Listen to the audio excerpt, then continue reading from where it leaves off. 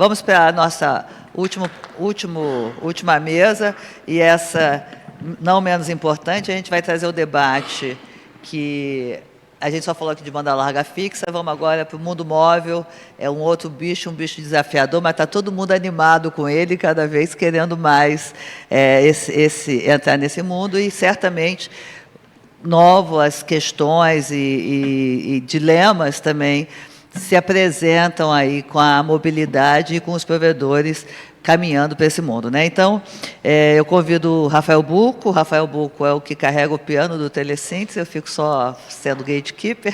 Ele é o editor do Telesíntese, ele que vai conduzir essa mesa. Muito obrigada, Rafa, pela sua presença. E temos aqui também o Cristiano Santana, ele é o CEO da ZAS Telecom.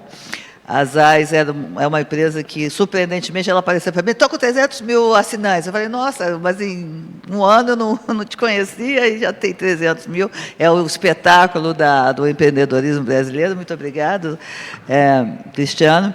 O Denis Ferreira, acho que dispensa essa apresentação. A Lares também é uma empresa que se remodelou aí, está cada vez mais expandindo a sua presença no Brasil. Muito obrigada, Denis. Temos o Johnny Cruz, que é o vice-presidente da Abramult. A Abramult tem sede em Belo Horizonte, tem muitos provedores importantes lá também. Muito obrigado, Johnny.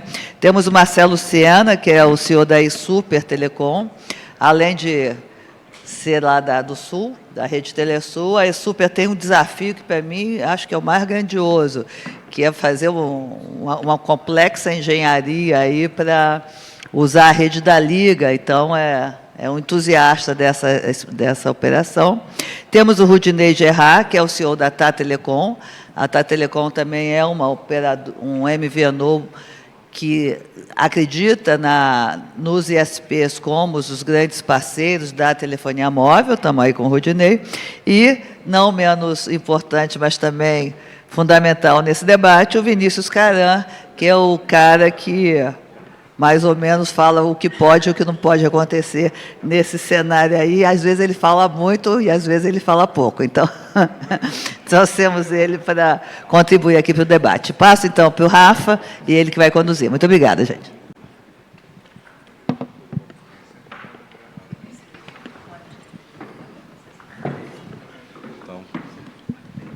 Oi, gente, boa tarde. Obrigado pela presença de todos. Eu vou ter o desafio aqui de domar essas feras aqui todas. E dentro do tempo, acho que é o mais difícil, porque a gente tem muita coisa para falar. Mas eu gostaria vendo aqui quem está aqui, e por todo o perfil do painel da discussão que está acontecendo nesse momento, acho que a gente pode canalizar a nossa conversa para dois temas em relação a espectro, né? Uma é a respeito do espectro para o Wi-Fi, o que vai acontecer, né, com esse espectro e a posição de vocês. E a outra é espectro para uso por MVNOs, para uso móvel, que oportunidades tem para um ISP entrar no mercado móvel, adquirindo, usando modo secundário, não sei, de alguma forma, esse espectro. Então, vou passar a bola para cada um falar assim uns 3 minutos de introdução, de apresentação um pouquinho sobre a visão de cada um desses temas, rapidinho, e depois a gente entra para as perguntas e respostas, tá bom? Então, vamos começar de lá para cá. Boa tarde a todos, boa tarde aos inimigos do FINS, né, que ainda estão aqui para esse último painel. Boa tarde aqui mais uma vez, meus amigos aqui de painelistas. Miriam, obrigado mais uma vez aí pelo convite, né? Sou o Cristiano Santana, fundador e CEO da ZAS Telecom. ZAS Telecom é meu segundo negócio, provedor de internet. Sou do mercado de telecomunicações mais de 30 anos. Comecei minha vida na Telesp como concursado e depois segui a carreira executiva até 2016 eu largar a carreira de executivo e aí montar meu primeiro provedor de internet. Bom, por hora é isso aí. Acho que vai ser um assunto bastante caloroso, né, e que até nos emociona. Eu vou te provocar mais sobre o espectro para você me contar como é que vocês usam o Wi-Fi e na rede móvel. Vocês também estão entrando em operação de MVNO, é isso? Conta um pouquinho mais para a gente como vocês enxergam. A TAC é presidida aqui pelo Rudy, né? Também é uma empresa que ela não é das AS, mas é uma empresa que eu presido o conselho e sou sócio majoritário dessa companhia, e o Rudy também, como sócio, ele é o CEO dessa companhia. Bom, então, a ZAS, ela é cliente da TA. A TA é uma MVNO, que foi criada por um pequeno grupo de provedores. Hoje nós somos em 9 aí no país como um todo.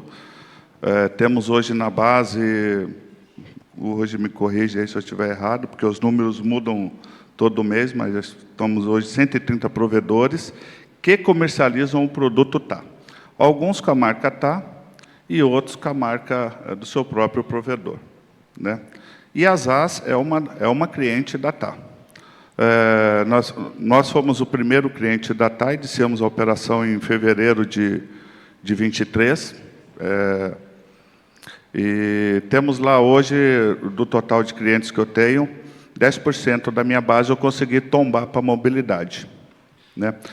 Comecei de forma bem simplória, assim, porque eu queria entender qual que seria o churn que eu teria na questão da mobilidade, porque é um negócio diferente para a gente, novo, então a gente precisava aprender, né? Eu não poderia colocar em risco o negócio que eu já tenho. Então, pegar um cliente lá que já está comigo na minha base, na banda larga fixa, há 1 ano, 2 anos, e eu oferecer para ele, ofertar um chip móvel ali da TA, colocar isso, unificar num combo lá num único faturamento, num único boleto, e, de repente, ele não gostar do serviço e não me pagar, perdi o cliente que eu já tinha, né? Então, a gente começou isso de forma diferenciada. E, a partir desse ano aqui, de 24, a gente começou a oferecer para a própria base, e está sendo um sucesso, né? Bom, então, isso é a relação ZAS com a TA, né? Sobre o mercado de MVNO, acho que assim, é a oportunidade para os provedores, nesse momento, entrarem, né? Eu não vejo e não consigo enxergar, dentro do Brasil, a possibilidade de você ser algum player dominante regionalmente na questão da mobilidade, tá? Seja quem comprou as frequências agora as regionais, seja uma MVNO, mas eu vejo a possibilidade das operações dos provedores terem lá 10%, 15% da sua base combada, porque eu estou vivendo isso e nós temos 130 provedores vivendo isso, né? O mercado de MVNO no Brasil ele é muito pequeno comparado às MVNOs que existem em outros países, né? Aquilo que nós fomos muito bom aqui na banda larga fixa, temos aí, não vou dizer 20 mil empresas, mas nós temos aí, sei lá, umas 12 mil provedores de internet, aí PPPs, que significam aí 50% do mercado, os outros 50% do mercado são dominados aí praticamente por três grandes operadoras, né? No mercado móvel, no Brasil, isso é muito pequeno. Acho que 1% do mercado de mobilidade do Brasil é em cima de MVNO, né, de operações virtuais. E desse 1%, só 0,5% está no B2C, ou seja, está na pessoa física, né? O resto é M2M, é ligando coisas, máquinas, é IoT puro, né? Então, assim, eu acredito que a Anatel esteja trabalhando e pensando em estratégias para reverter isso, né? E todo mundo fala, então, normalmente, quando a gente fala de MVNO, muita gente fala de nicho, de ir para coisas bem específicas e nichadas, aplicações de IoT, coisas a cobrir só maquininhas, mas, pelo que você está falando, tem oportunidade para competir ali no consumidor final, no varejo, né? Olha, assim, eu enxergo abertamente no Brasil que o mercado de MVNO como um todo, o B2C, tirando o M2M que está aí, o IoT, falando de B2C, usuário final, como eu sou aqui da TAM, usuário final. Eu enxergo a gente ter no mínimo 5% do mercado. E não é uma briga de nós contra eles, não é 5%. A operadora contra o provedor contra a operadora. Porque quem é o detentor de toda essa infraestrutura são as operadoras, elas já fizeram o investimento. Nós, provedores e MVNOs, somos simplesmente um canal de distribuição para eles. Você imagina, e aí vai o recado aqui para os nossos amigos da Claro e da TIM, que estão aí, Embratel e TIM, a gente tem tido já várias conversas e precisa chegar no entendimento que Quando uma TIM, uma Vivo, uma Claro assinam um contrato de MVNO, seja autorizada ou credenciada, ela não está colocando um concorrente, ela está colocando um canal de venda para ela gratuito. Assim, eu tenho amigos que têm empresas que têm canais de distribuição, de chip aí para as operadoras, ele fatura 1 bilhão por ano. É o custo que a operadora tem para ele captar clientes todo dia. 50% da base de clientes das operadoras trocam de operadoras todo ano. E assim, está cheio de relatórios sobre isso aí, né? Então, as operadoras ela têm um CAC intensivo. O custo de captação de cliente dela é muito alto, porque o nosso na banda larga fixa já é alto. Eu, quando comecei meu primeiro negócio de provedor, meu custo de captação de cliente era 0, era um panfleto. Hoje eu gasto lá 2 mensalidades para poder captar um cliente. Então, de um ano, dos meus 12 faturamentos, 2 vai para quem trouxe o cliente para mim, e 10 fica de receita bruta para a companhia. Isso, na mobilidade, para as operadoras, chega a 4, 5 mensalidades. Se ela entender que ela tem 12 mil companhias no Brasil, que pode ser o canal de distribuição do produto dela, a fidelidade aumenta, o custo dela cai, sem dizer que os provedores têm muitas condições de ajudar ela, inclusive nas manutenções remotas. Nós fazemos isso dentro da TAM. A gente ajuda muito aí a operadora, que é a nossa âncora, em condições remotas, né? Porque o provedor está lá na cidade, ele vive o problema. Pouparam a torre, até vinha a empresa contratada terceirizada, era um disjuntor que caiu. A gente foi lá e religou o disjuntor. Assim, a rede daquela cidade subiu muito mais rápido. Então, a gente não tem eles contra nós, é uma coisa só. O que eles fizeram está feito, ninguém vai fazer o que as 3 companhias de mobilidade que está no Brasil fez. Não tem bolso no Brasil para isso hoje. Tá certo.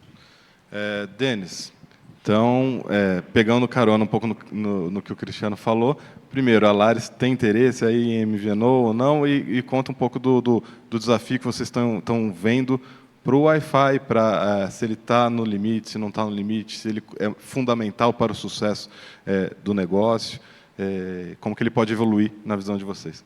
Bom, primeiro, boa tarde a todos. Agradecer a Miriam aqui pelo convite. Miriam, muito obrigado aqui por estar nesse debate aqui, que é bastante importante e acho que é essencial aí sobre a competitividade do setor. Que dá os parabéns aqui cumprimentar os nossos colegas aqui de mesa. Acho que é um debate super importante. E a Lares hoje, com a aprovação recente que a Anatel nos deu aqui da última aquisição que nós fizemos, que é a Asa Telecom, a gente passa em breve a ter mais de 770 mil assinantes, né? Principalmente aí agora no estado de São Paulo, mas também estado de Minas Gerais, estado do Paraná, Bahia, Rio Grande do Norte, Ceará e Paraíba. Então, a gente tem uma presença bastante importante aí em 7 estados do Brasil, e a gente pretende continuar nesse processo, que é um processo natural de consolidação do mercado, né? Então, já mostramos que a Lares é uma protagonista nesse segmento. A nossa visão como empresa, ela é uma visão bastante focada no business de banda larga. A gente não tem visto, né, nesses últimos anos, e não vê no horizonte de curto prazo uma necessidade da gente ter uma operação de MVNO ou uma parceria de MVNO. Eu acho que a gente tem muita oportunidade para se focar ainda no segmento de banda larga, e tem muita coisa que a gente pode fazer, né? A própria consolidação em si já é um fator importante, né, que dá bastante trabalho para quem faz isso aqui, e tem alguns colegas aqui que fazem esse papel também. Então, a gente não vê uma necessidade hoje da gente entregar um acesso móvel para a nossa base de clientes, ou explorar a nossa base de clientes com acesso móvel. A gente não vê isso como relevante. O que a gente sim vê como muito relevante, que a gente tem discutido bastante, junto com as associações que nós pertencemos, principalmente a Associação NEL, que o Chu que está ali, onde a gente tem defendido com bastante veemência, Caran sabe disso, a frequência integral dos 6 GHz alocado para o Wi-Fi.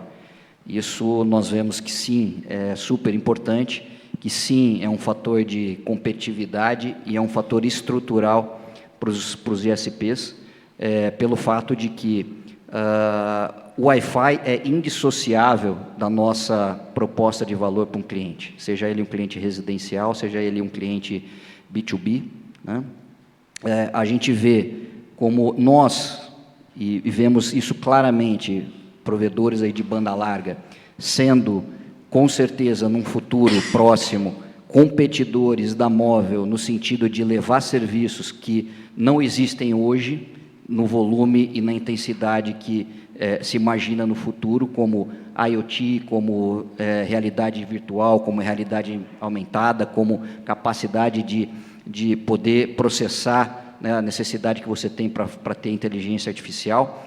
Nós, como provedores de banda larga, podemos gerar competitividade para o segmento móvel, porque a gente sabe que o segmento móvel é extremamente consolidado e concentrado, mas eu tenho certeza que com os 6 GHz e com o uso que os 6 GHz pode dar para os provedores de banda larga, a gente pode prover competitividade nesses segmentos.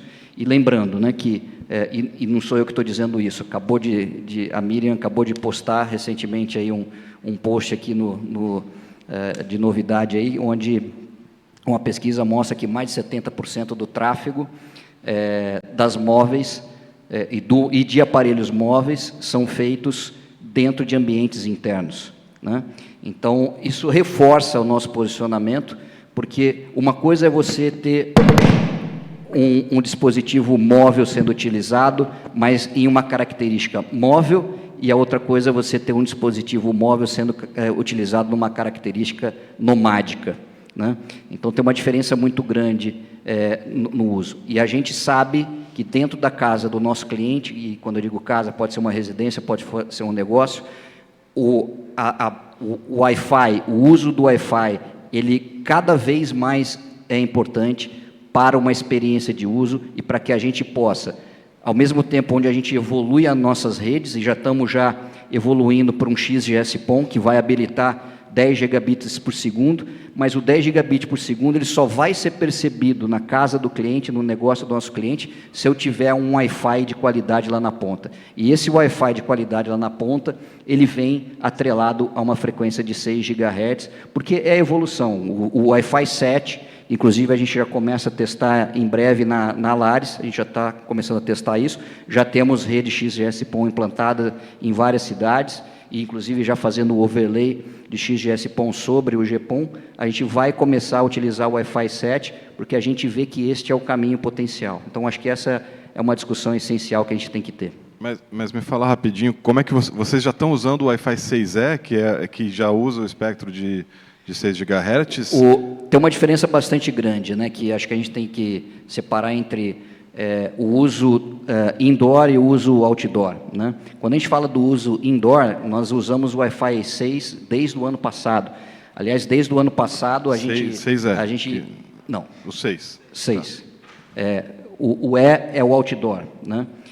O outdoor hoje ele tem pouco uso, né? E acho que ele não vai ter o seu uso acontecendo, porque o que a gente tem de sinalização dos fornecedores, e essa é a realidade, é que o Wi-Fi 7 já substitui a tecnologia Wi-Fi 6, né? E traz muito mais modernidade e muito mais capacidade, seja no indoor, seja no outdoor. Então, a gente acredita que o Wi-Fi 7 é o caminho tecnológico que a gente deve seguir, seja no indoor, seja no outdoor.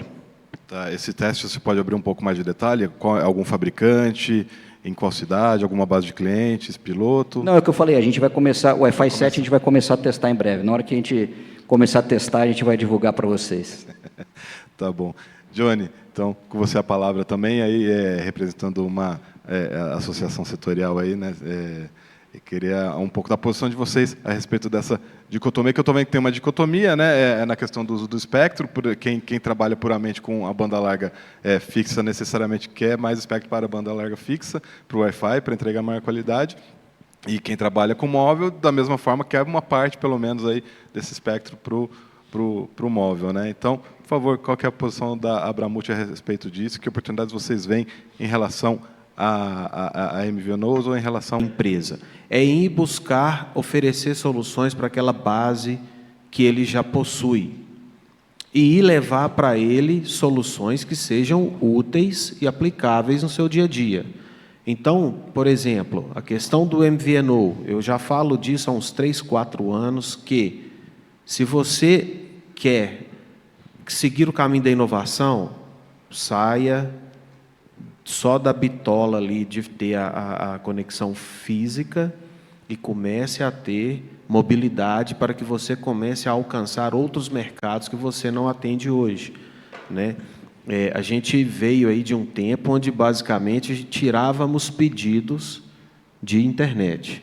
Hoje, já não estamos mais na era dos tiradores de pedido. Se a gente não for atrás do cliente para vender a solução, a gente não vende. E aí nós temos 2 caminhos. Primeiro, o MVNO, né, as redes móveis. Por quê? A gente tem um mundo de oportunidades vindo aí na frente, principalmente depois que for regulado o FWA, né?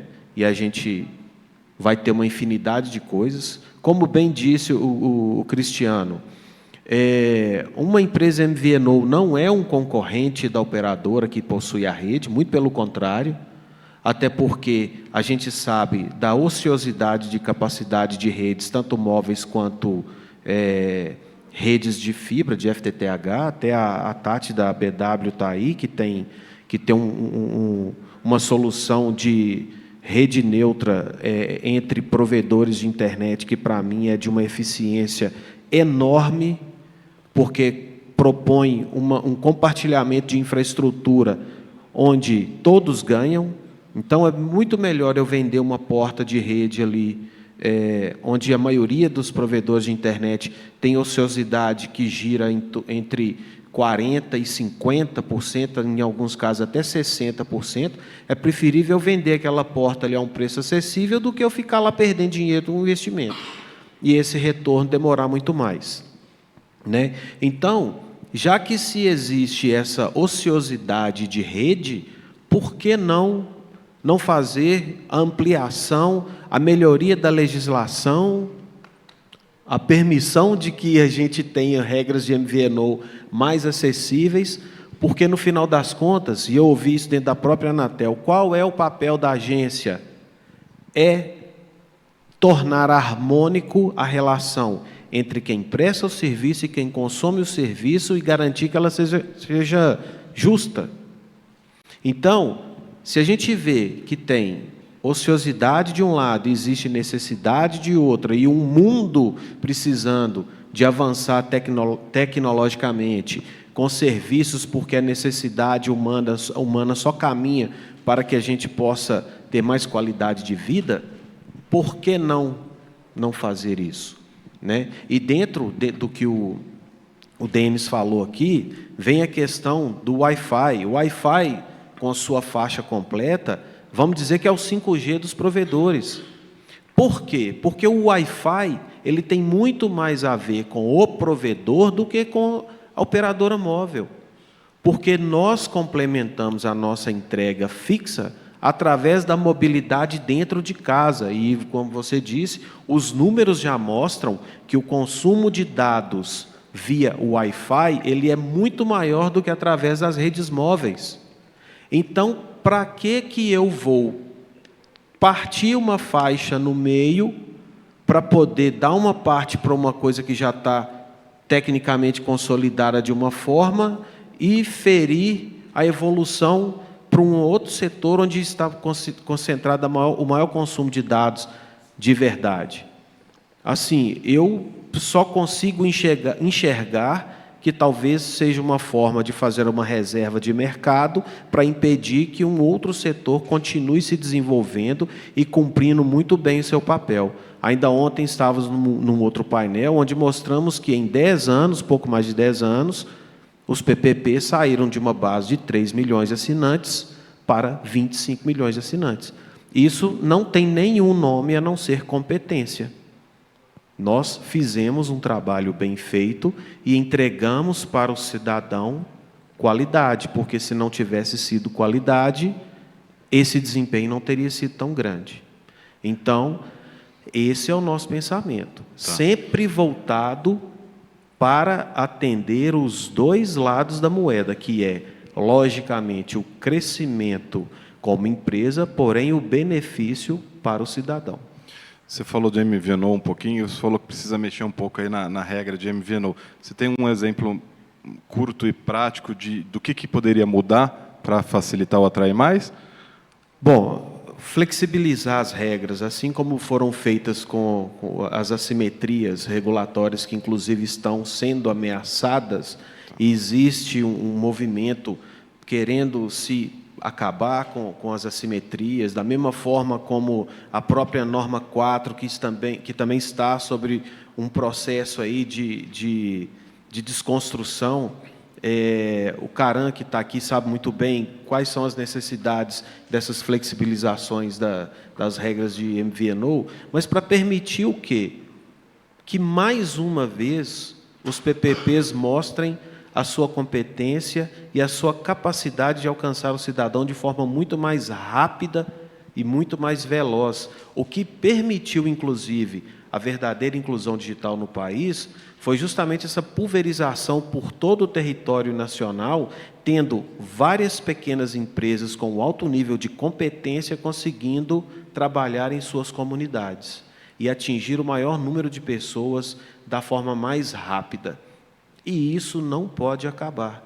E nós precisamos daquela entidade que nasceu e existe para defender o interesse do cidadão, né?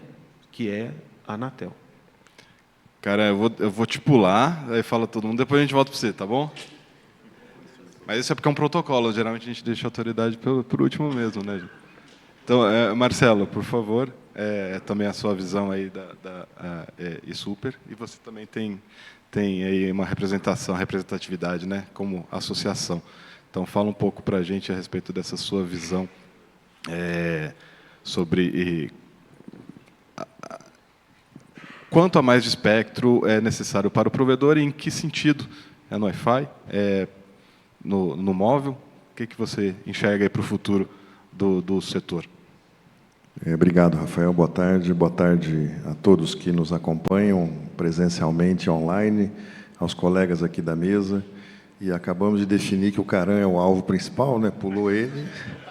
Significa que aqui você é o alvo de todas as provocações e de todas as colocações, né? Mas isso é uma coisa boa, que nós queremos ouvir aí o lado do agente regulador em relação a isso.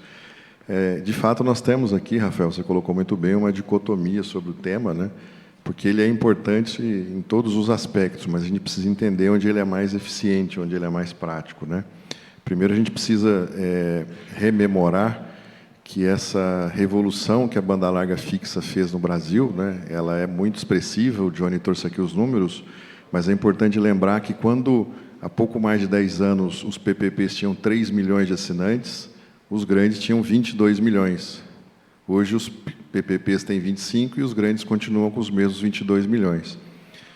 O que isso nos traz, né, de visão? É que existiam muitas áreas, né, que careciam de acesso, essa é a verdade. E isso foi feito através da banda larga fixa. E não tem como, né, o Denis colocou muito bem aqui, desassociar a banda larga fixa do Wi-Fi. Eu diria até que hoje, nós operadores de banda larga fixa, vendemos muito mais Wi-Fi do que qualquer outra coisa. E está aí o nosso maior desafio, né? Chegar lá com a conexão de alta performance na casa do assinante já não é mais um desafio. A tecnologia que nós temos disponível hoje nos permite fazer isso com bastante tranquilidade. O desafio é fazer o Wi-Fi funcionar bem, né? Em todos os dispositivos, em todos os lugares da casa, enfim. Então, sobre essa ótica, e considerando, né, que essa competição trazida na banda larga fixa também produziu uma descentralização dos serviços, isso é muito importante, eu entendo que dar condições para que o Wi-Fi, né, na sua característica original ali de complemento da banda larga fixa, ela seja fundamental para que a gente continue desenvolvendo isso, é muito importante. Mas, por outro lado, também entendo que é necessário, né, que nós, todos provedores regionais, pequenos provedores, e é o que somos pequenos, né? Porque todos nós juntos, somados aqui aos grandes empreendedores que nós temos no setor e todos os demais, né? Todos nós juntos somados, ainda assim, somos menores do que a menor das grandes. Então, de fato, nós somos pequenos, né? Então, nós temos muita coisa que depender dessa simetria regulatória por parte da agência reguladora para que nós continuemos a fazer os investimentos. Mas aí, falando-se de imóvel, por outro lado, não resta dúvida de que esse é um negócio que os PPPs também precisam entrar em algum momento, uns mais cedo, outros mais tarde, mas ele é inevitável, seja no formato que for, né? No formato que nos for permitido, essa é a realidade, né? Todos nós gostaríamos de entrar com muito mais ênfase, mas o que nós podemos fazer hoje, como PPPs, é bastante restrito, com exceção daqueles PPPs que ganharam as frequências no leilão regional de 5G, os demais, de um modo geral, né, ou vão entrar no aspecto secundário, que o Caram vai explicar para a gente como é que faz, ou vão ser MVNO de alguém, né? Mas a grande verdade é que, falando-se, né, dessa outra parte da dicotomia que é o MVNO, a gente ainda tem muito o que fazer, né? Nós temos aqui, com todo respeito ao trabalho que foi feito por essas 3 grandes empresas nacionais, que são nacionais só de cobertura, né, não são mais nacionais de controle, porque empresas nacionais são os PPPs. Essas 3 já não são nacionais há muito tempo, né, já estão no controle estrangeiro aí há bastante tempo.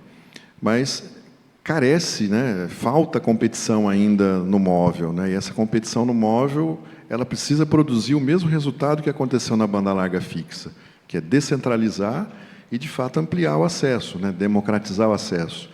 E hoje, em qualquer estudo que nós fizermos em relação à banda larga fixa, nós vamos encontrar, com raríssimas exceções, todos os lugares universalizados, ou seja, com mais de 95% dos domicílios com cobertura de banda larga fixa.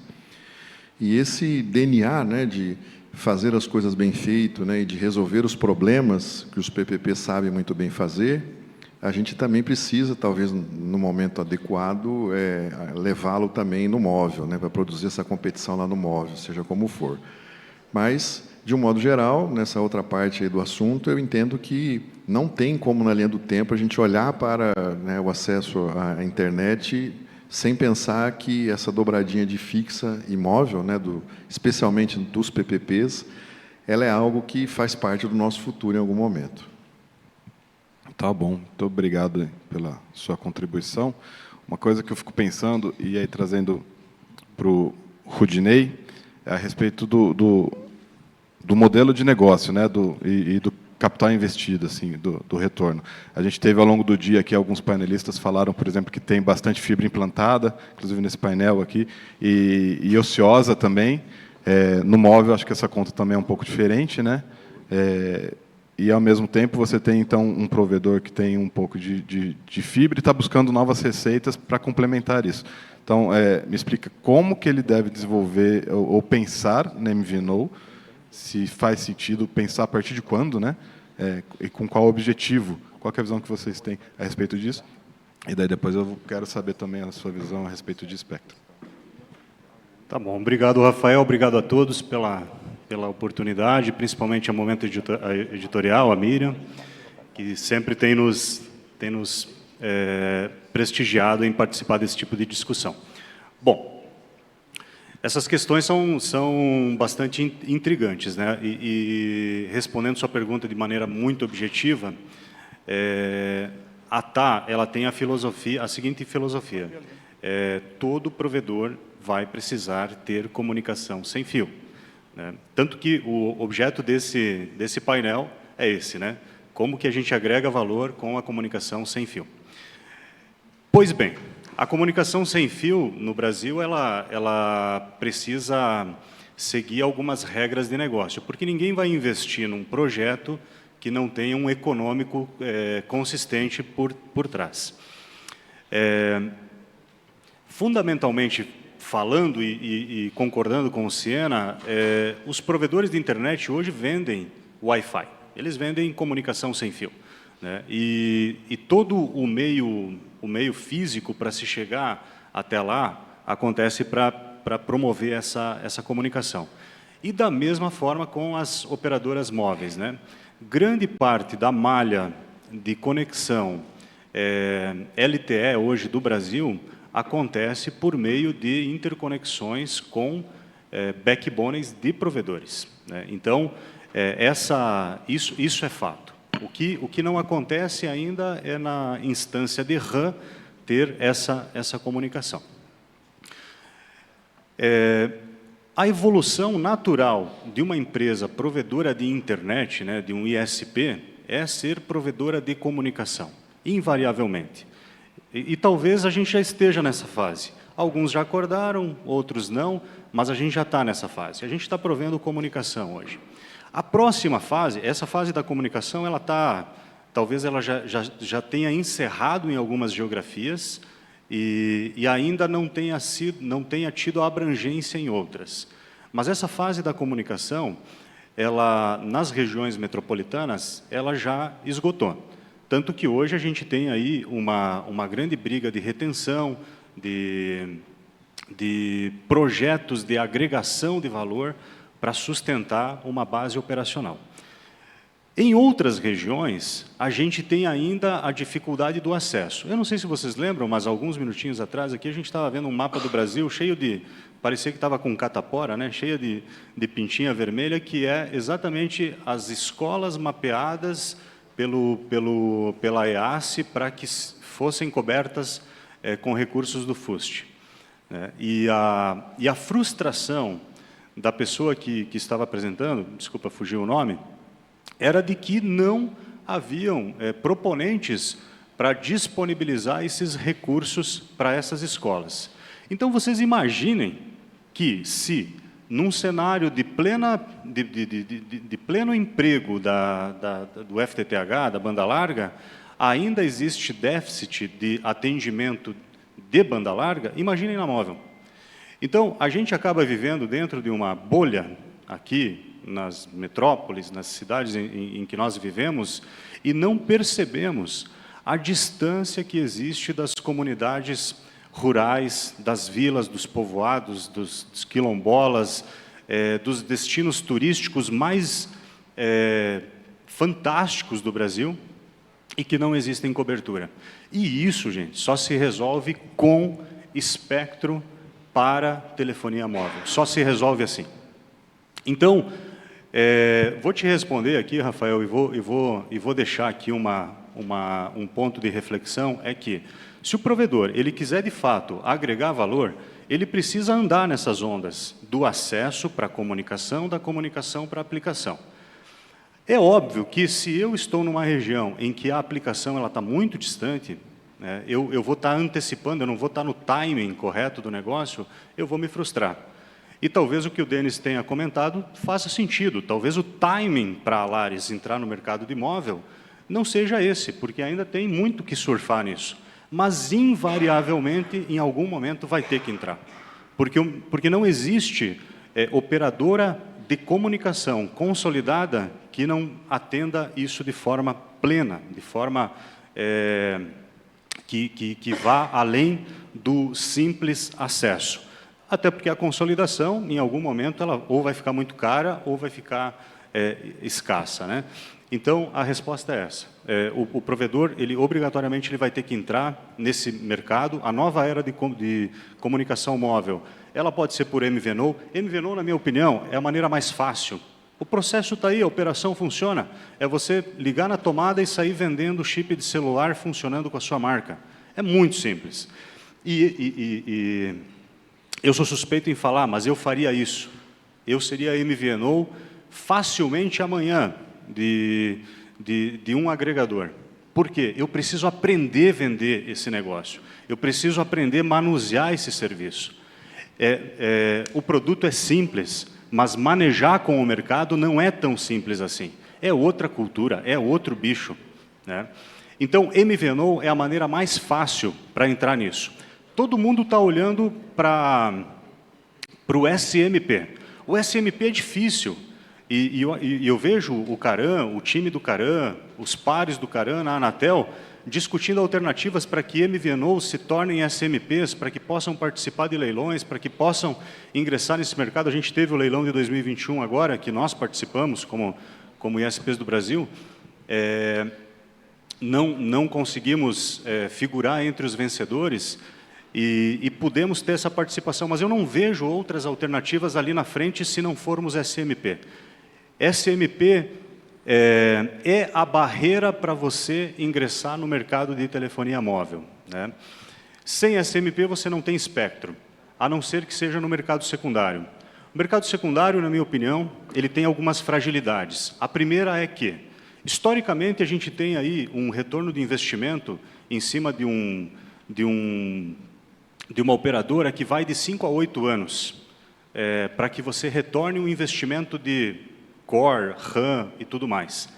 Quando você tem um espectro secundário que vence em 5 anos, você fica muito vulnerável em terminar a sua licença antes de retornar o investimento. Então, o espectro secundário, ele pode ser uma alternativa paliativa para você entrar no mercado de mobilidade, mas ele não resolve definitivamente. Ele não dá para o empreendedor, para o investidor, uma segurança de longo prazo.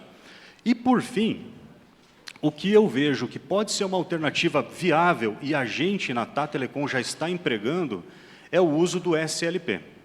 O SLP, o Serviço Limitado Privado, é um serviço que você pode implantar telefonia móvel. Não é bem telefonia móvel, né? É dado somente, não tem voz, não tem SMS, e você pode prover internet em grandes perímetros, de 20 quilômetros de raio. A gente já fez Tocantins, estamos fazendo Rondônia, fizemos Rio Grande do Sul, estamos fazendo um piloto em Santa Catarina, em várias localidades. Aqui eu posso citar um exemplo para vocês, entre Rolim de Moura, em Rondônia, e Porto Velho, existe uma escuridão de 200 quilômetros. A única cobertura móvel que existe lá é de um provedor regional chamado Rolimnet, que o chip dele é dual IMSI, funciona a rede em um IMSI na rede pública da TA e o segundo IMSI na rede dele.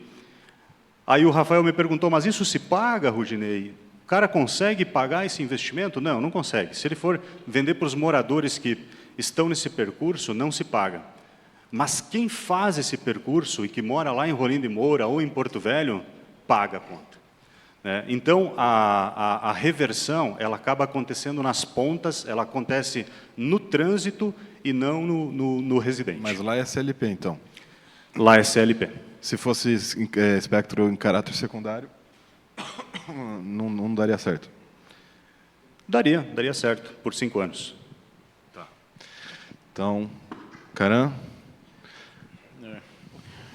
Bom, primeiramente, agradeço, Miriam, pelo convite, participar dessa 10ª edição do Inovatic, estar aqui com o Rudinei, com o Marcelo, o John, o Cristiano.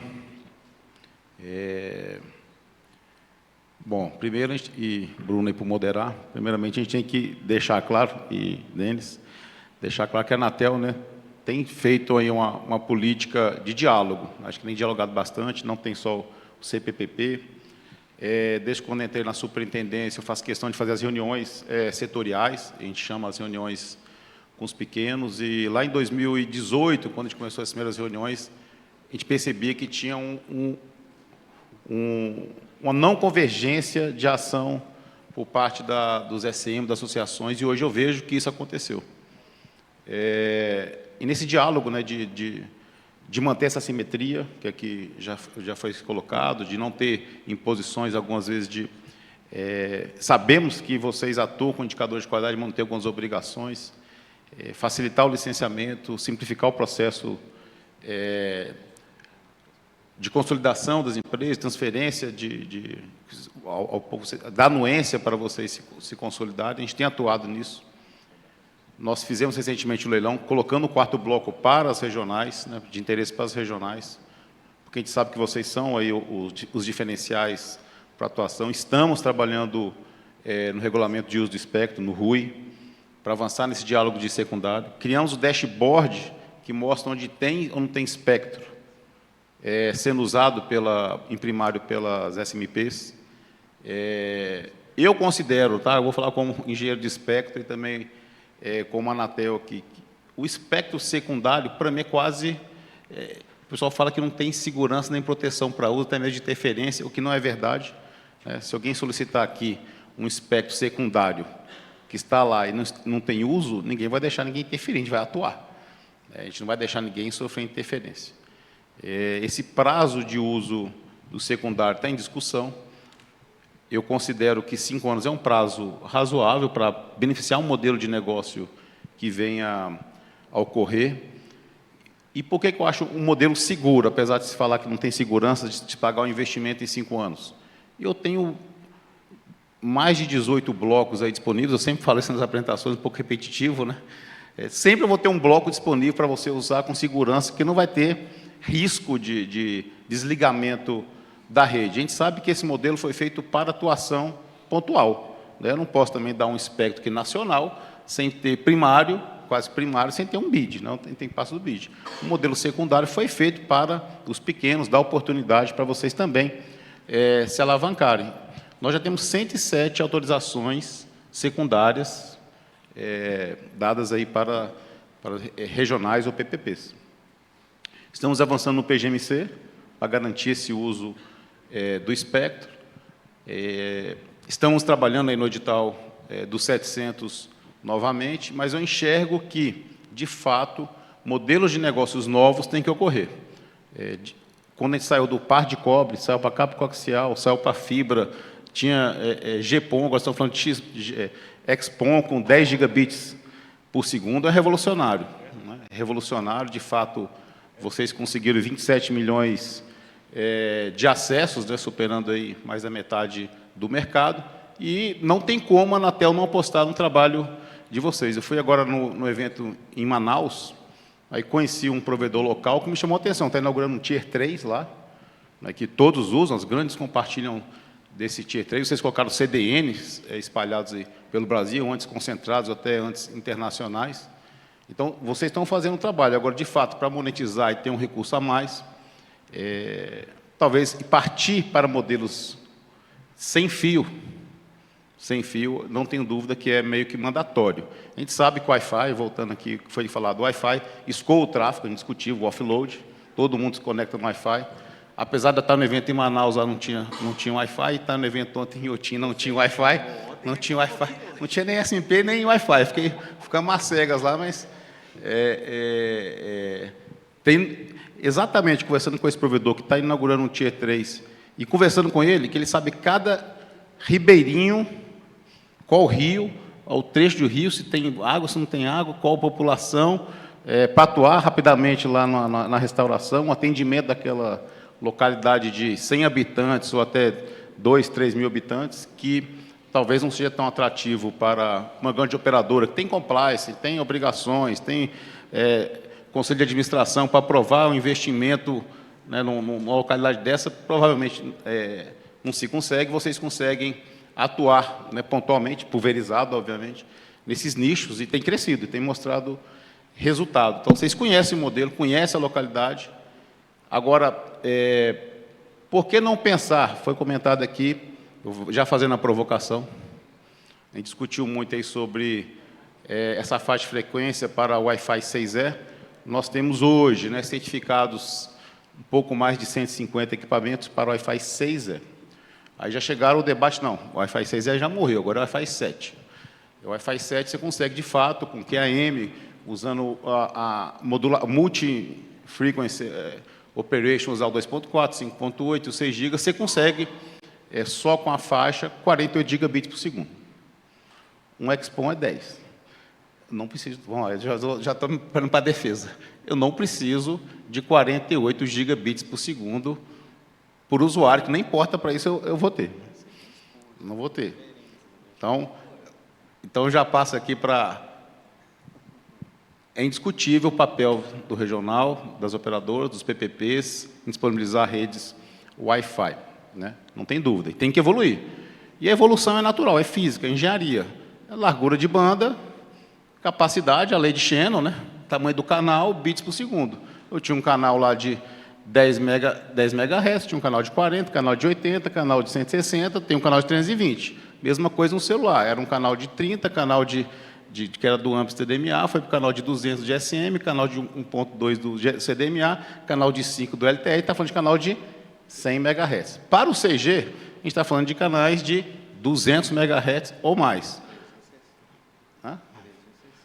Não, não, falando para ter o 6G, estou falando 6 GB. Para ter 6G, você tem que ter canais de mais de 200 MHz. Para o Wi-Fi 7, você precisa de canal de 320 MHz. Você multiplica por 20, por 30, eficiência espectral, você tem lá o quanto você consegue disponibilizar para o seu usuário. Simples. É física, independente se é rede sem fio. Né? Qual a tecnologia, a variação é muito pouco. QAM, você consegue essa taxa. Acredito que, para vocês monetizarem, não só o Wi-Fi, vocês têm que ter o Wi-Fi 7, já falei do Wi-Fi 7 para o cidadão, mas você vai ter uma portadora 320, não preciso mais do que isso. Então, a gente defende esse modelo de se ativar o Wi-Fi 7 nas casas com 320 MHz.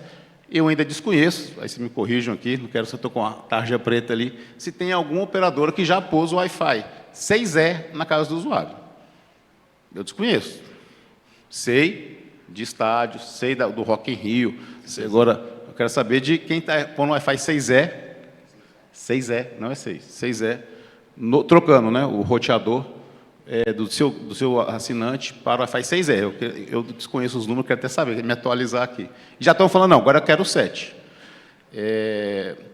Então, eu recebi lá, estamos fazendo os testes do 7, consegue, de fato, tantos gigabits por segundo. É muito caro ainda. Acredito no modelo de MVNO, já estourando tempo. Então, assim, a gente está partindo para esse modelo de MVNO, acabando com o modelo de autorizada, mantendo a credenciada, para que vocês possam pedir espectro secundário, que eu acho que é seguro, nos nichos regionais, e para redes que sejam móveis, para poder habilitar aí o SIM card e atender, igual eu tive dificuldade nessas 2 viagens recentes, de ter um provedor local que conhece e eu poder ter a conectividade. Então, acho que a evolução para MVNO, o pedir secundário, eu acho que é muito seguro, e você consegue fazer hoje o core com a AWS, e é barato fazer uma rede. Eu vi modelo de negócios, estou vendo o Mauro ali, até conexão satelital, você consegue com a rede local, nesses ribeirinhos, colocar um SIM card só para garantir, de certa forma, a autenticação e fazer no seu celular dados. Acho que é um modelo que vocês devem perseguir, eu acho que é um piloto ainda, mas eu acho que deve se facilitar para todos. Então, já respondendo algumas das perguntas aqui, Bruno, então, temos várias expectativas aí, temos modelos de negócio. Eu acredito no Wi-Fi 6E, no Wi-Fi Outdoor. Eu já provoquei vários aqui de por que não ativar um Wi-Fi, pegar uma cidade piloto e colocar um Wi-Fi Outdoor para eu conectar o smartphone nessas localidades. Também não vi, fiz a provocação, também não recebi ainda nenhum piloto. Acho que para vários eu falo assim, cara, me mostra, pega uma cidade, pega Ouro Preto lá, coloca que já foi cidade digital, coloca um Wi-Fi 6 aberto outdoor. Traz o piloto para a gente está esperando até esses testes para avaliar a convivência no 6 GB. Né? Então, extrapolei meu tempo aqui, mas a gente é um defensor árduo, tá, Bruno? E, todos aqui dos PPP, sem dúvidas, a gente tem que trabalhar conjunto. Né? Como foi comentado, grande parte do backbone já são das regionais, onde sai tráfego, onde não se leva fibra construída por todos, não precisa fazer redundância, pode se alugar. E precisamos de vocês e aposto nesses modelos, né? Que seja o Wi-Fi Outdoor, a gente está estudando modelo de negócio, seja MVNO, e aposto no espectro secundário. Eu acho que vocês estão muito, de certa forma, receosos aí em pedir secundário. Eu já teria pedido secundário há muito mais tempo. Para dar um exemplo, 100 MHz, que teria sido vendido, aí, de certa forma, um valor alto no leilão, eu consigo dar em São Paulo 100 MHz, ainda que poligonal ou não, sai por quase custo administrativo. Mas o risco é zero, o risco é zero. Deixa eu te perguntar uma coisa. Para os 700 MHz lá que retornaram do leilão de 2021, ele já foi passado, já teve a licença de espectro secundário passado para vários provedores, né? Só que todos que têm licença de comprar de 3,5. A partir de agora já pode, quem não tem licença de 3,5 pedir também esses 700 para secundário? Pode. Então, a gente tem um critério, né, de coordenação e para ranquear ou não, viabilizar.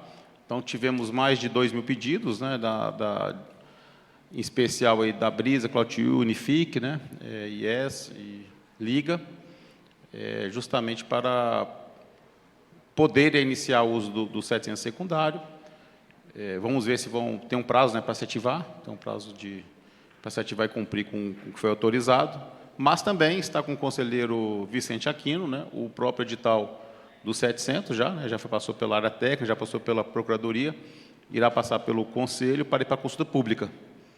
E lá a gente considera o uso do 700, agora não nacional não, mas regional, em primeira rodada os 10 MHz a nível regional, depois segunda rodada 5 MHz a nível regional, apenas para a participação das pequenas. Em terceira, quarta rodada, se nenhuma regional PPP tiver bidado, a gente tem que partir para disponibilizar para as PMS. Tá, mas pode participar nos leilão de 700 que vai ter ainda, quem não tem espectro nenhum ainda. Quem não É um novo leilão, qualquer um pode se associar, fazer consórcio, assim como foi feito em 2021, todos podem se candidatar, fazer consórcio ou não, mesmo sem autorização, que o leilão, o edital prevê isso, né? Você não tem nenhuma autorização, na participação do edital você ganha a autorização de SMP e pode usar os 10 MHz 700. Tá bom, gente. Ó, tem pergunta, se a plateia quiser fazer pergunta, é só levantar a mão. Tem pergunta da internet? Alguém mandou, não? E a gente já está chegando nos estertores aqui do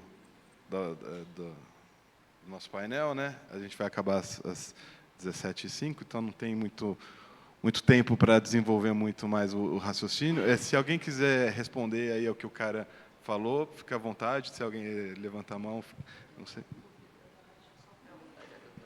Cara, eu tenho uma dúvida aqui. Quem tem licença, quem não tem licença de SMP, pode pegar espectro secundário? Não. Então, todos os MVNOs aqui não vão pegar. Bom, foi colocado, está falando 700 secundário, né? Foi colocado num acordo, no acordo 39 do Conselho Diretor, que para solicitar tinha que ter uma faixa detentora na região primária. Então, os vencedores do 3,5, que aqui falei, tinham essa possibilidade, não tendo interessados em solicitar determinados municípios, que tivemos, né? Tivemos mais de 2.000 municípios sem pedidos, é aberto, né? É aberto, os PPPs de forma geral, e também é aberto para as demais PMS. Então, tem alguns pedidos lá que estão sendo analisados, da TIM mesmo já saíram alguns municípios, tem alguns da Claro sendo analisados, mas todos cientes de que terá o leilão e essa faixa terá que ser devolvida, né, para o primário que assim ganhar o certame. Então, deixa eu aproveitar. Deixa eu fazer uma pergunta em cima da Miriam aqui. Só repetindo, os MVNOs, nesse novo modelo pós-simplificação regulatória, vão poder pedir autorização de SMP em secundário.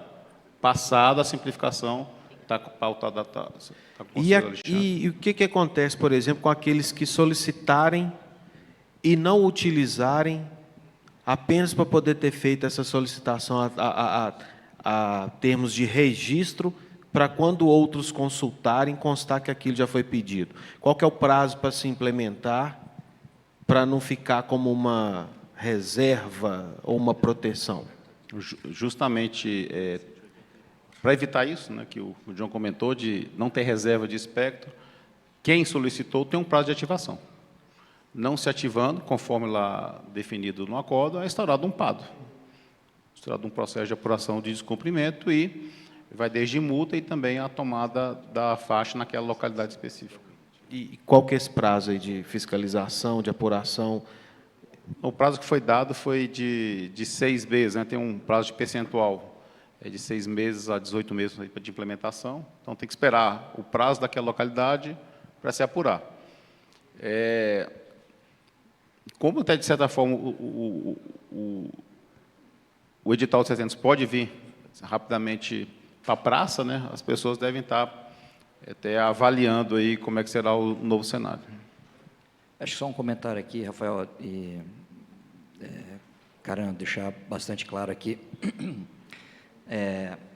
A gente não está receoso sobre os 6 GB, a gente tem uma posição bastante firme sobre os 6 GHz, porque a gente não vê uma maturidade de uma tecnologia acontecer sem todas as condições estarem presentes. Vocês sabem muito bem disso, tem todos os históricos aí das evoluções de tecnologia. Então, assim como o Wi-Fi 7 e o Wi-Fi 6 que assim, nasceu e já morreu, né? Com a vinda do Wi-Fi 7, existe um tempo aí para se maturar. Assim como a preocupação de querer quebrar essa faixa, porque o 6 GB da móvel vai precisar disso, eu acho que também não é um argumento tão válido assim. Então, aqui não é um receio, é uma preocupação de fato, porque a gente tem outras implicações, inclusive sobre a indústria nacional aí de produção de CPS.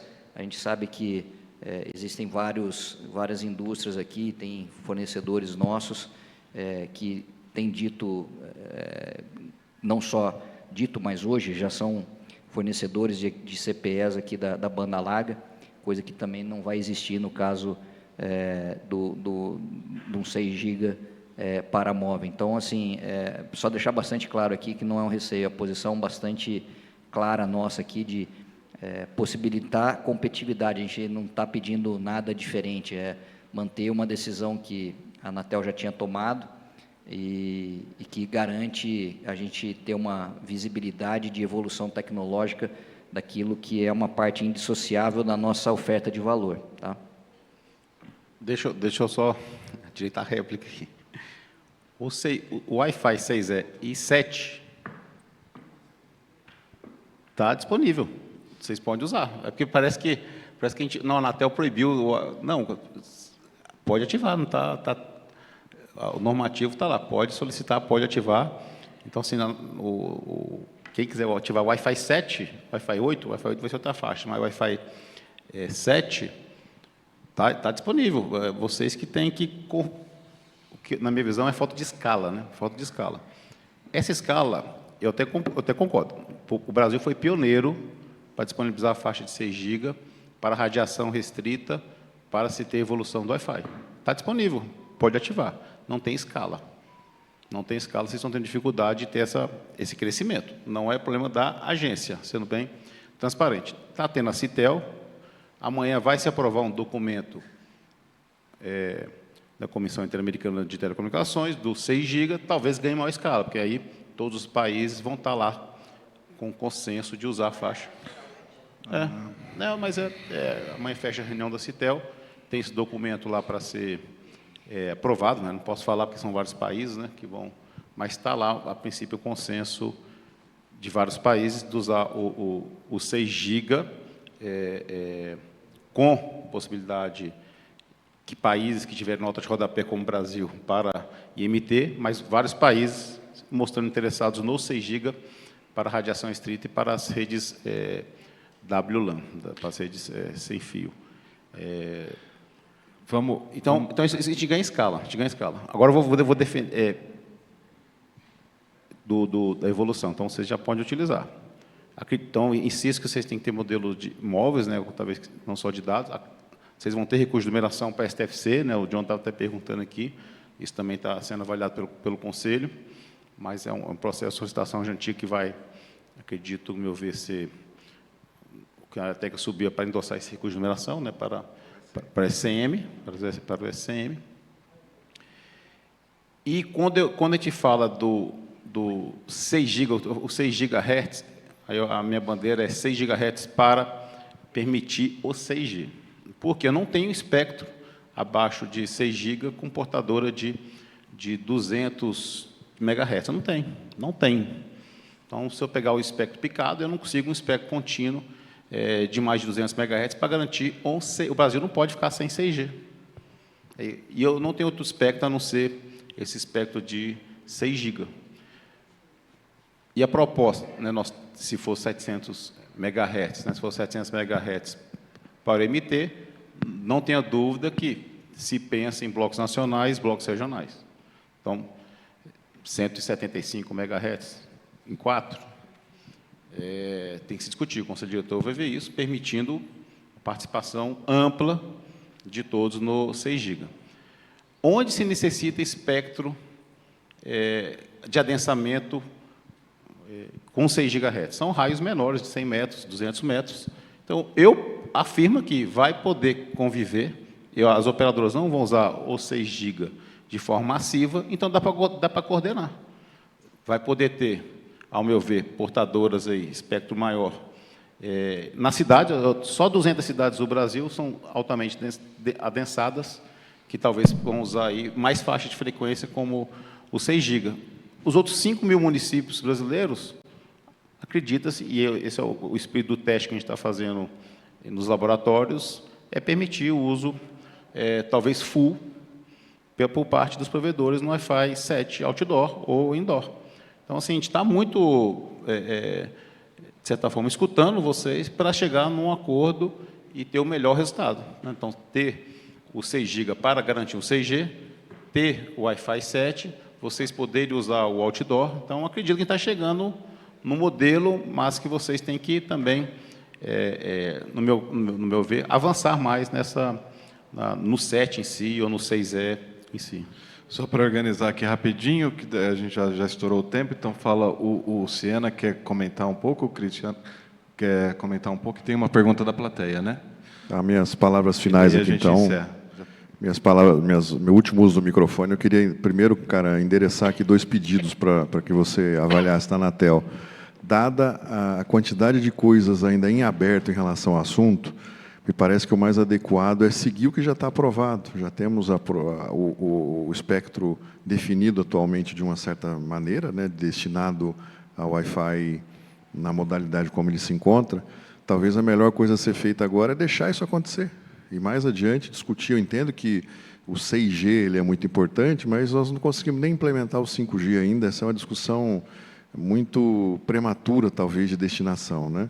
E o segundo endereçamento que eu faço aqui à Anatel é que, já que nós temos aqui a sua indicação de que é seguro, né, ter o espectro secundário, nos leilões futuros desse espectro, será que não seria o caso de garantir uma preferência para quem já está operando em secundário? Essa seria uma segunda pedido. E, por fim, agora falando aqui para os PPPs, né, quero só deixar aqui uma reflexão para aqueles que nos assistem, que pensar no móvel hoje, seja ele em qualquer modalidade, tá, MVNO, de um jeito ou de outro, tomar a decisão de entrar no móvel hoje, talvez seja o mesmo que tivemos que tomar a decisão há 10, 12, 15 anos atrás de entrar na fibra ótica. É muito similar. Quem entrou mais cedo acabou se beneficiando por uma série de coisas. Quem esperou o negócio amadurecer para entrar mais tarde, talvez não tenha tido as mesmas oportunidades. Mas o que estamos vivendo hoje, né, com os PPPs é essa reflexão, né? Decidir hoje sobre móvel é o mesmo que decidimos lá atrás, né, sobre o fixo na banda larga, na fibra ótica. Obrigado, gente, pela participação. Obrigado, Miriam, aí, pela oportunidade. Vamos ver já vou responder, Cristiano, gente. depois que se ele quiser falar de novo, já respondo de uma vez, tá, né? Minhas considerações finais vão aqui para o Caram. Eu ouvi já da Anatel e do nosso presidente Baigov a mesma coisa que você falou. O mundo está se discutindo a utilização do 6 GHz. Né? Então, assim, o que a gente entende pelo mundo? Acho que a gente não pode comparar o Brasil, banda larga fixa, com o resto do mundo, porque não tem nem como comparar. Todos os outros países possuem 3, 4 operadoras que atuam tanto na mobilidade quanto na banda larga fixa, com exceção dos Estados Unidos, que tem um númerozinho lá de provedores, não um número exorbitante como o Brasil, mas tem uma competição lá meio que acirrada em alguns estados nos Estados Unidos. Bom, os Estados Unidos e o Canadá ele já deu como firme, como nós brasileiros, né? Através da Anatel, tinha dado como firme o uso integral dessa frequência para o Wi-Fi. Lembrando, né, essa frequência, eu entendo que ela não deve ser de uma operadora, não é do provedor, nem é do povo. É o povo que precisa para utilizar ela. Não adianta, por mais tecnologia que a gente coloque dentro da casa do cliente, se ele não tiver isso, ele não vai ter a percepção do que ele está pagando. Tá? Então, quando a gente fala assim, nós vamos ter que o Brasil terá que seguir o que acontecer no resto do mundo. Então, assim, já isolou Estados Unidos e Canadá, porque eles já decidiram que não vão entrar na onda do mundo, e aí sobrou a Ásia e a Europa. Pô, assim, eles vão seguir, obviamente, o que a Europa vai seguir o que a Ásia solicitar. E, assim, sendo bem franco e de peito aberto aqui, dos maiores fabricantes hoje de produto, tanto para a banda larga fixa, que é o GPON, XGPON e o LPON, o nosso amigo, eu estava semana passada num evento em Las Vegas só sobre Nokia, e foi discutido isso lá. O único fabricante no mundo que está movimentando todos os países para dividir essa frequência é a Huawei. Você não vê Nokia defendendo, e acho que a Ericsson aqui é alguma coisa. Tá? Então, assim, tem alguma coisa muito estranha nesse sentido, né? Não é teoria da conspiração aqui, obviamente, longe de mim, tá? Mas, assim, é um pensamento que precisa ver. Então, assim, nós, aqui o Brasil, né, eu fazendo aqui uma empatia aqui como órgão regulador, né, me colocando no lugar de vocês. A França tem 3 operadoras, o Brasil tem 3 grandes operadoras e 12 mil PPPs, ou 13 mil PPPs, né, que detém 50%. Como que, num futuro, as operadoras terão, as três operadoras terão a frequência livre, que será um canal, metade da frequência, e o leilão que só elas poderão comprar, que é só quem tem SMP que poderá comprar a outra metade da... assim, a informação que chegou até nós foi essa, né? E aí, falando como associação Neo Agora, como conselheiro, nós corremos em Brasília, porque tinha um movimento que parecia que o leilão ia acontecer no mês que vem. Assim, estava consulta, fecha amanhã. Então, assim, precisa pensar que o que vai acontecer com esses 50% das casas do Brasil no futuro, na hora que tiver só parte dessa frequência. A gente não sabe. Eu não consigo responder isso hoje, nem você. Ninguém consegue responder. Do mesmo lado, aí eu vou pensar aqui como brasileiro, não mais como empresário, vou pensar como usuário de móvel e de banda larga fixa. Seria melhor eu ter essa frequência na móvel. Também não se responde isso na móvel, tecnicamente, para ninguém. Então, foi o que o nosso amigo Marcelo Siena falou. Vamos ter paciência, né? Volto a falar minhas palavras iniciais. Não é nós contra eles contra nós. Aqui ninguém está questionando esse sentido, né? Mas eu acho que a gente tem que ir com calma nisso, pensar e esperar, né? Porque daí vem um monte de coisa. O governo quer leiloar o ano que vem para poder captar. Poxa, mas assim, é um bem público, é o povo que usa. Não é meu, não é da minha empresa, nem dos provedores nenhum, e nenhuma operadora, né? É o povo hoje que está usando isso. É um bem que nós vamos tirar deles. Essas são minhas considerações finais aí. Vou precisar de... Vamos lá. Pode. Vou precisar de... Pode. Vou precisar de 10 minutos aqui. Miriam, é a segunda vez já que a Miriam me coloca aqui no meio e no paredão aqui, de 4-1 aqui. Ó. Não, mas era para você sentar aqui. E a tarja preta ali.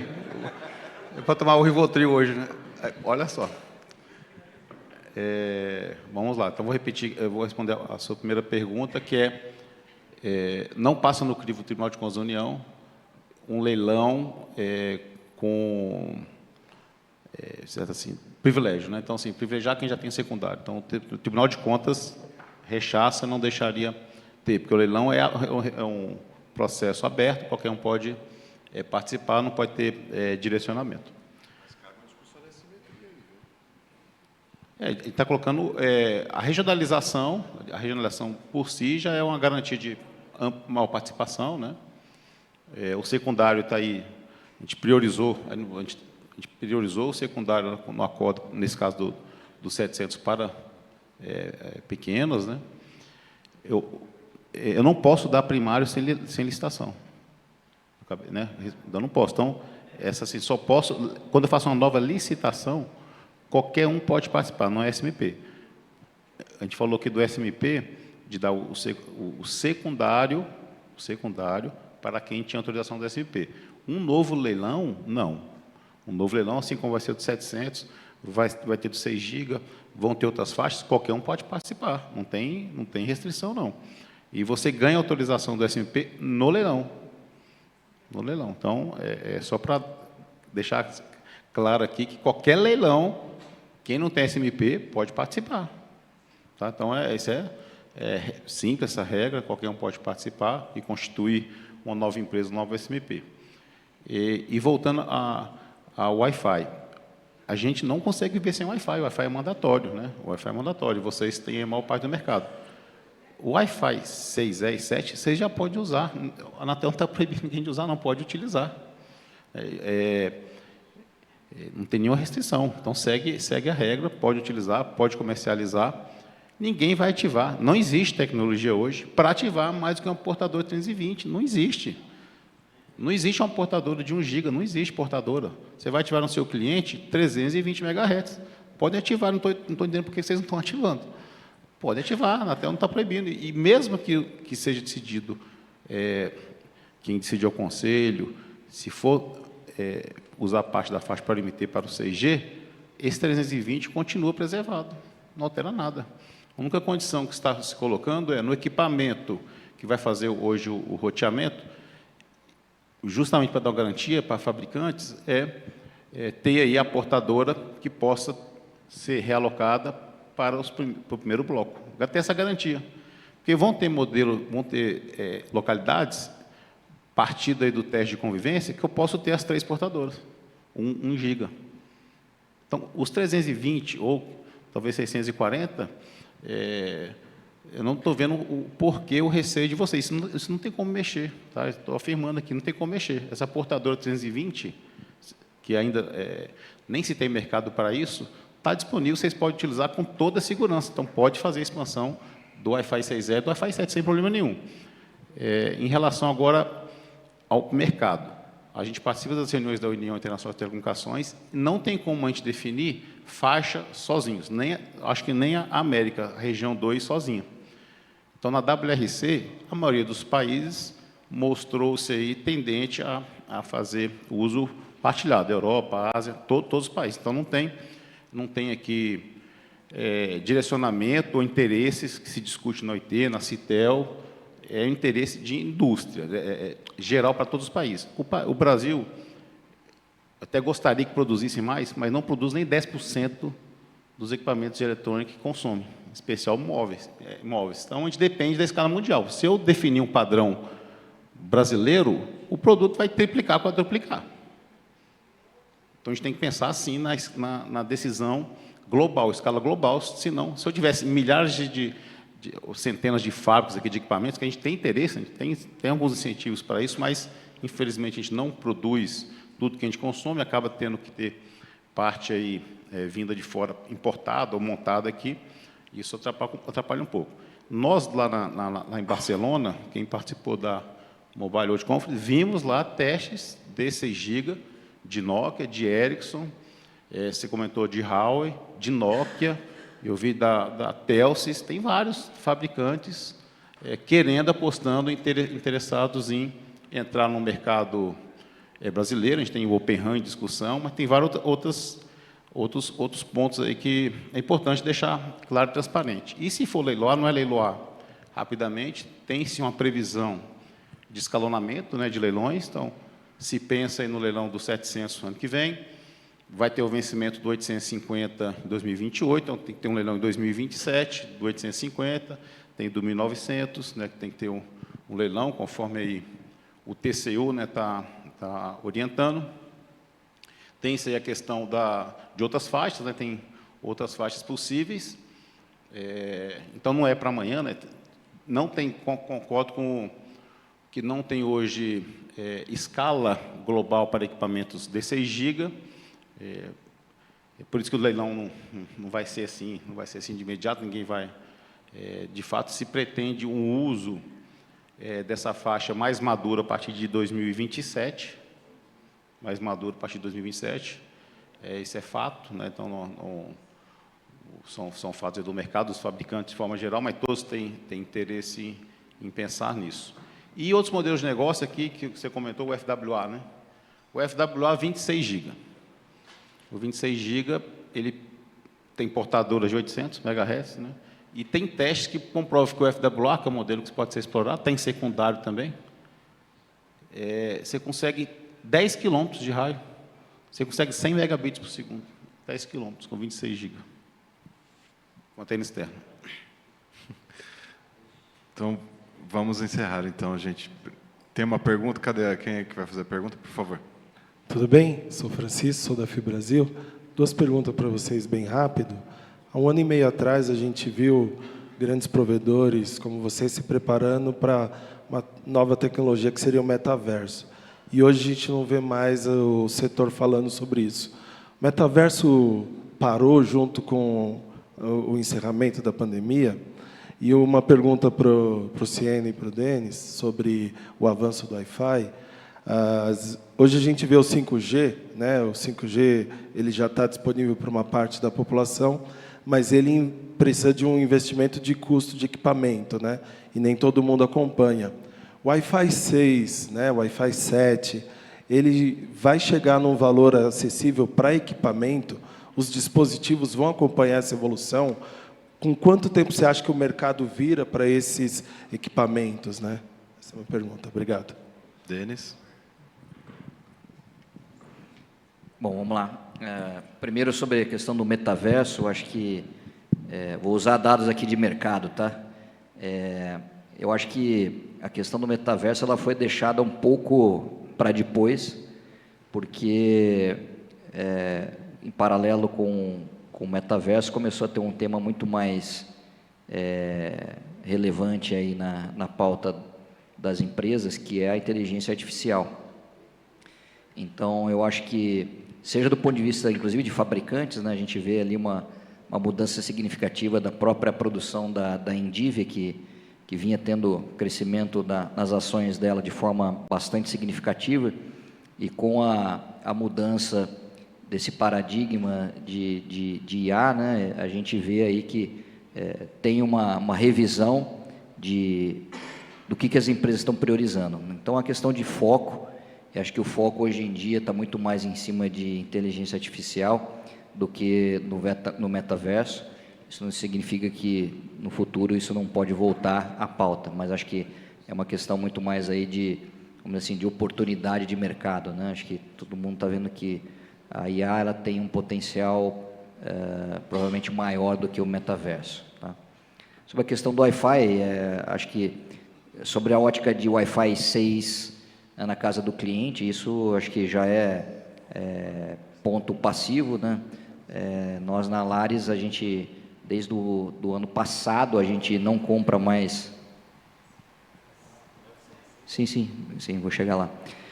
A gente já compra somente o Wi-Fi 6, olhando para frente, né? Eu acho que as empresas que querem garantir qualidade de banda larga têm que olhar para isso de forma antecipada, tanto que, como eu falei também no começo da minha fala, a gente já está começando a planejar nossos testes aqui com o Wi-Fi 7, seja do ponto de vista, e aí sim, olhando o ponto de vista indoor e o ponto de vista outdoor também. Eu acho que nessa linha do Wi-Fi 7 a gente vai começar a explorar mais pilotos nessas duas frentes, mas, de novo, né, a gente tem que olhar as duas coisas. A possibilidade de você, novamente, continuar escalando a tua oferta de serviço, a tua percepção de serviço na casa do cliente, que hoje isso é o mais tangível, né? Numa evolução do Wi-Fi 7, a gente sabe que o Wi-Fi 7 ela vai permitir mais vantagens ainda para o cliente lá na ponta do que hoje existe já no Wi-Fi 6 indoor, e também a gente tem a possibilidade, e é o que a gente está escutando dos fabricantes com muito mais força do que era no Wi-Fi 6, que o Wi-Fi 7 ele vai ter investimentos e por sinal, e por consequência, isso vai permitir uma queda também de valor dos equipamentos. Então, permitindo queda de valor de equipamento, permitindo um business case que faça sentido, a tendência é que o Wi-Fi 7 outdoor também seja uma opção aí de ofertar serviços usando a banda larga, tá? Tá bom. Ciena, você quer responder também? E daí, bem rapidinho, por favor. Sobre o metaverso, eu vou aqui responder com a provocação do próprio Cristiano Santana. Quem manda no final do dia é o cliente, né? Então, essa demanda caiu lá na ponta e a gente só está reverberando isso. Isso é bom. significa que nós estamos atentos aí ao mercado que mudou de desejo, né? Sobre o Wi-Fi, a popularização dele, historicamente, né, o chipset para a comunicação Wi-Fi sempre se desenvolveu muito mais rápido e muito mais barato do que o chipset para a comunicação do SMP, né?